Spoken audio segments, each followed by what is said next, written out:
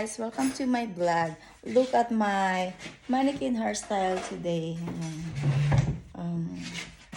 Ayan.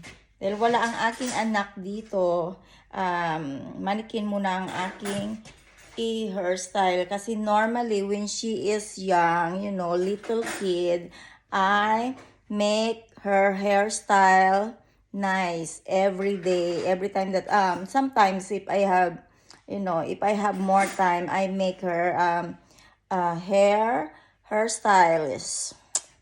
Aba, sayang naman ang talent ng nanay kung hindi i-example sa kanyang little daughter. Ayun, this is my mannequin hairstyle today, guys. Pero gusto ko ay mayroong design siya na parang maliit-liit lang na mga abubot dito para alam mo na hindi makita ang ano pero kapag kasi ano siya matigas yung ano ng mannequin. But if it's a real you know hair of person, of course it's more easier. Ayun nga guys, ito ang aking mannequin hairstyle today. Yan. Pero mas maganda to, much more better if you make curly hair dito sa ano o kaya dito sa pinakababa, yun. Ayun, diba? Ayan nga yan siya, guys. I made it today.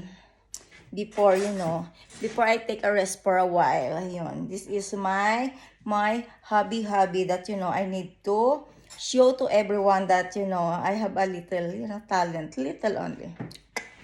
Ayun. Yun, guys. O, diba? Okay siya. Ayan. Kailangan ko lang ng, ano, wala kasi akong, makita. Kahit anong ano ko, kaya yun. Pero maybe next time. Yun guys, ay inayos ko siya pero mahirap ngang anuhin yung buhok niya dahil matigas. Matigas siya na klaseng buhok ng mannequin, kaya hindi siya talagang totally na, alam mo yung parang smooth ang pagkakagawa. Ayun guys, yun lang. Naikwento ko lang na ayun nga yung ginawa ko kanina. Tapos nagstay home lang ako para, alam mo na, para rest. Ayun. Yun lang guys, ingat kayo lagi. Ingat pala ako lagi. At ipag-pray nyo ako na sana'y ligtas ako lagi. Yun lang guys. Salamat sa inyong lahat. God bless you all. Bye-bye.